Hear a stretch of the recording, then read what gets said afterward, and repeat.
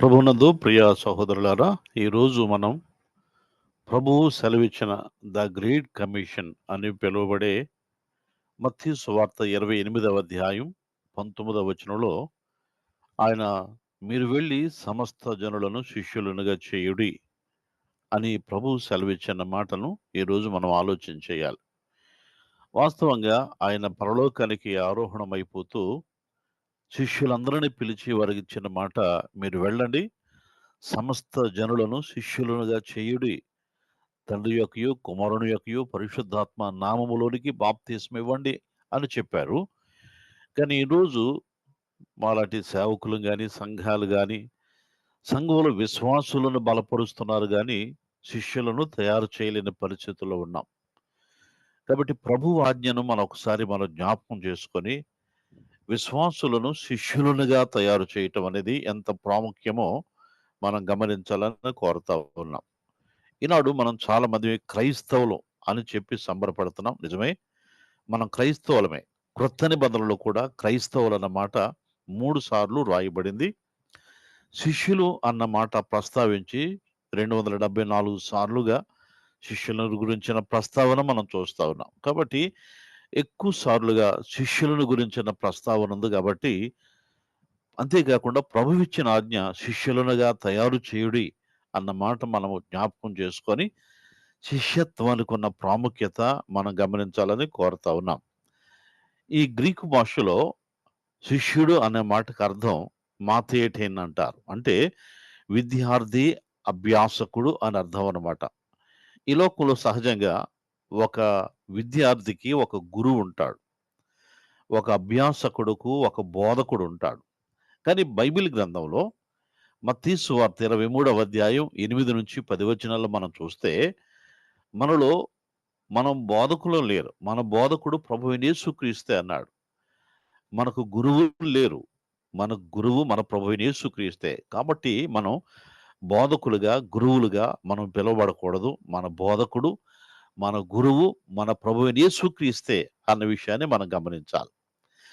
అసలు శిష్యత్వం అంటే అర్థం ఏంటంటే, ఒక వ్యక్తి యేసుక్రీస్తును గూర్చి నేర్చుకొని ఆయనను అనుసరించటం ద్వారా ఆత్మీయంగా ఎదిగే ప్రక్రియనే శిష్యత్వం అని అంటారు. అర్థమైంది కదండి. యేసు ప్రభువుని గురించి నేర్చుకోవాలి, ఆయన అనుసరించాలి, ఆత్మీయంగా ఎదిగే ఆ ప్రక్రియనే శిష్యత్వం అని పిలువబడతా ఉంది. ఇక మన లోనికి అంశాలకు వెళ్లే ముందు దైవ సంబంధమైన పరిచర్యలు 2 విధాల పరిచర్యలని మనం గుర్తు చేసుకోవాలి. ఒకటి ప్రత్యక్ష పరిచర్య. అంటే మనం ప్రజలకు కనబడే పరిచర్య. సభలు అందరికీ చూస్తారు. టీవీలు అందరూ చూస్తున్నారు. వీధి పరిచర్య అంటే ఇవన్నీ మనకి ప్రత్యక్షంగా కనబడే పరిచర్యలు. కానీ పరోక్ష పరిచర్యలు చూస్తే ప్రార్థన, ఆ సభల కొరకు గాని, ఆ పరిచర్య కొరకు గాని ఆర్థికంగా సహాయపడటం ఇవన్నీ కూడా కనబడేవి కాదు. అంతేకాకుండా శిష్యులను తయారు చేయటం కూడా అది కనబడేది కాదు. కాబట్టి ప్రభువు కోరుతా ఉన్నాడు. మన పరోక్ష పరిచర్యలను ప్రభువు ఇష్టపడతా ఉన్నాడు. కాబట్టి ఈరోజు మనం ఆలోచిస్తా ఉన్నప్పుడు, ఈ శిష్యులను గురించి మనం గమనించినప్పుడు వారు ఎక్కడుంటారంటే, మనం చూస్తున్నాం సంఘంలో 4 రకాలైన వ్యక్తులుంటారు. ఒకటి అవిశ్వాసులు, 2 విశ్వాసులు. వీరిద్దరికీ తేడా ఏంటంటే, అవిశ్వాసులంటే ఆదివారం వచ్చింది మందిరానికి వెళ్ళాలి అంతే.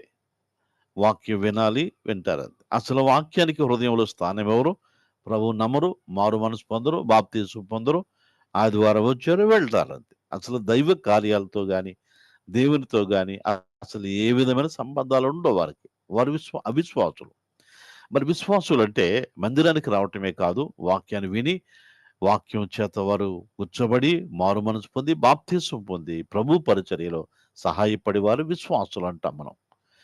అంతేకాకుండా మరి శిష్యులు వారెక్కడి నుంచి వచ్చారంటే, విశ్వాసులలో నుంచే శిష్యులు తయారు చేయబడతారు.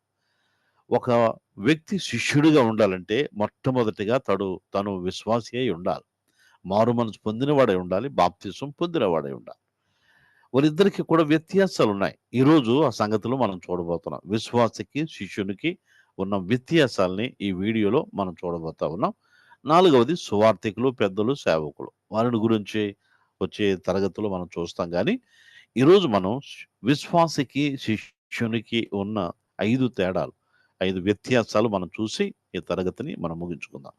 నంబర్ 1, మొట్టమొదటిగా విశ్వాసి వాక్యాన్ని బట్టి సంతోషిస్తాడు, చదువుతాడు, వింటాడు కదండి. వాక్యాన్ని నిర్లక్ష్యం చేయడు. వాక్యం విన్నప్పుడు ఎంత ఆనందిస్తాడు, ప్రభువు నాతో మాట్లాడాడు అంటాడు. వాక్యాన్ని చదువుకుంటాడు, వాక్యాన్ని వింటాడు కదండి. కానీ వాక్యాన్ని బట్టి సంతోషిస్తాడే తప్ప, శిష్యుడైతే వాక్యానికి భయపడి వాక్యానుసారంగా జీవిస్తాడు.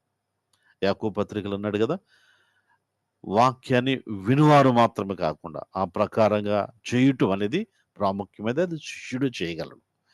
రెండవదిగా మనం చూస్తే విశ్వాసి పైకి భక్తిని చూపిస్తాడు. యాకోబు పత్రిక 2వ అధ్యాయం 14వ వచనంలో చూస్తున్నాడు. ముఖ్యంగా 2వ అధ్యాయంలో ఎవరైనా పాపం బలహీనులుగా, పరిస్థితులు, ఆర్థికమైన ఇబ్బందులు ఉంటే విశ్వాసి పైకి చెప్తాడు, ప్రార్థన చేసుకో, ప్రభు సహాయం చేస్తాడు. ఇలాగూ మాటల్ని భక్తి రూపంలో పైకి చూపించేవాడు విశ్వాసియే. కానీ శిష్యుడైతే గనక పైకి భక్తి కాదు, క్లిష్టమైన పరిస్థితుల్లో కూడా తన భక్తిని చాటుకుంటాడు. అపోస్తలుల కార్యాల గ్రంథం 4వ అధ్యాయం 18-21 వచనాలు మనం చూస్తే, అక్కడ పేతురు కూడా ప్రభు వాక్యాన్ని ప్రకటిస్తూ ఉన్నప్పుడు కొన్ని అభ్యంతరాలు కలుగుతాయి. మీరు వాక్యాన్ని చెప్పడానికి వీలు లేదు అన్నప్పుడు పేతురు అంటాడు, మేము కన్న వాటిని, విన్న వాటిని చెప్పకుండా ఉండలేం, మేము ఉండలేం, మేము చెప్పాల్సిందే, మీరు నన్ను ఏం చేసినా పర్వాలేదు అనగా క్లిష్ట పరిస్థితుల్లో కూడా తన భక్తిని చాటుకునేవాడు, నిరూపించుకునేవాడు శిష్యుడే. విశ్వాస అయితే ఊరికనే పైకి భక్తిని కనపరుస్తాడు. మనం ఎలాగ ఉన్నామో ఈ సంగతులు ఆలోచించాలి. మూడవదిగా విశ్వాసి చెడు స్నేహాల విషయాల్లో కానీ, లోక సాంప్రదాయ విషయాల్లో కానీ అసలు ఏ విధంగానూ అసలు పట్టింపు ఉండదు అతనికి. స్నేహాల విషయాలు, వీళ్ళు దేవుని ఎరగనోళ్ళు, వీళ్ళతో స్నేహం చేయకూడదు అన్న ఆలోచన వాళ్ళకు ఉండదు. లోక సాంప్రదాయాలు, అన్య సంప్రదాయాలు, లోకస్తులు నడిచే పద్ధతులు వాడు విశ్వాసే గాని అసలు అంతగా పట్టించుకోడు. అందుకనే ఎఫెసీ పత్రికలు అంటాడు, మీరు అన్యజనుల వలె నడుచుకొనవద్దు అని పౌలు ఎఫెసీ విశ్వాసులను గురించి హెచ్చరించాడు. అంటే వాళ్ళు ఏ విధంగానూ పట్టింపు లేకుండా ఉన్నారంతే విశ్వాసి. అయితే శిష్యుడైతే లోక మర్యాదను అనుసరించడు. ఇది గమనించాలి. శిష్యుడు లోక మర్యాదను అనుసరించడు. లోకానికి వేరుగా, ఈ లోక కార్యాల్లో నిమగ్నం కాకుండా ప్రత్యేకంగా తన జీవితాన్ని కాపాడుకునేవాడు శిష్యుడు. ఇది గమనించాలి మనం. మన లోక మర్యాదను పాటించడానికి మనం దేవుని పిల్లలం. అందుకని రోమాపత్రికలు అంటాడు కదా, మనం దేవుని చిత్తానుసారంగా లోక మర్యాదను అనుసరించక అనే మాట అక్కడ మనం చూస్తూ ఉంటాం. నాలుగవదిగా మనం చూసినప్పుడు విశ్వాసి భక్తిలో స్వార్థం కలిగి ఉంటాడు. అంటే తన కొరకు తానే చూసుకుంటాడు అంతే. తన మేలు, తన క్షేమం, తన బాగు, తన కుటుంబం ఇవే చూస్తాడు. ఇది స్వార్థం కదా మరి. అందుకని ఫిలిప్పి పత్రికలు అన్నాడు కదా, అందరూ తమ సొంత కార్యములని చూసుకొనుచున్నారు కానీ యేసుక్రీస్తు కార్యాలను చూడరు కదా మరి. ఎవరు వాళ్ళు స్వార్థంతోనే చూస్తున్నారు కానీ శిష్యుడైతే ఇతరుల మేలు, ఇతరుల క్షేమం ఎప్పుడు ఆశిస్తాడు. తను కాదు, తను ఏమైపోయినా పర్వాలేదు. కొలస్సీ పత్రిక 4వ అధ్యాయం 12వ వచనంలో చూస్తున్నప్పుడు అక్కడ ఎపఫ్రా అనే ఒక దైవజనుడు, ఒక శిష్యుని మనం చూస్తాం. ఆయన అంటాడు కదా, ఎప్పుడు కూడా ఇతరుల మేలు కొరకై, ఇతరుల కొరకై ప్రార్థనలో పోరాడేవాడు అని దేవుని వాక్యంలో రాయబడింది. కాబట్టి ప్రార్థనలో పోరాడి ఇతరుల మేలు కొరకు ఆలోచించేవాడు శిష్యుడు. తన కొరకు తానే ఆలోచించుకునేవాడు విశ్వాసి. ఆఖరిగా మనం చూస్తే విశ్వాసి క్రమశిక్షణ కలిగి ఉండడు. అది గమనించాలి. అంటే పేరుకు విశ్వాసే గాని కొంతమంది సమయానికి కూడా మందిరానికి రారు. క్రమశిక్షణ ఉండదు వాళ్ళకి.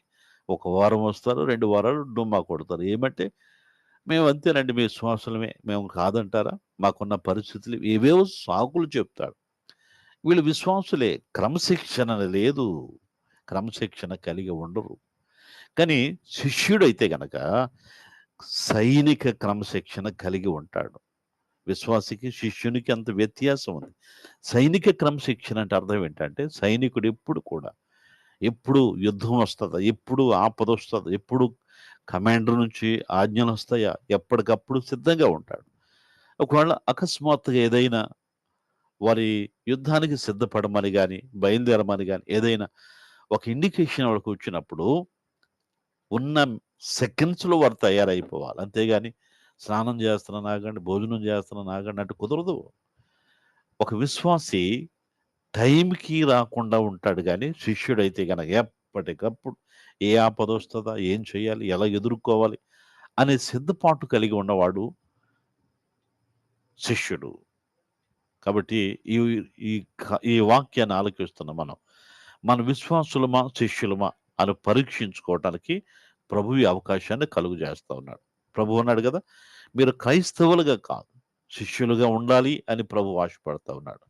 శిష్యులను తయారు చేయాలి. ఇలాంటి వారిని తయారు చేయాల్సిన బాధ్యత ప్రభువు మన మీద ఉంచాడు అన్న సంగతిని మనం ఆలోచన చేసి, దేవుని ఆజ్ఞను ద గ్రేట్ కమిషన్ మనం పాటించి, ప్రభువుకు మహిమార్థంగా జీవించటానికి ప్రభు తన కృపను మనందరికి దయచేయను గాక.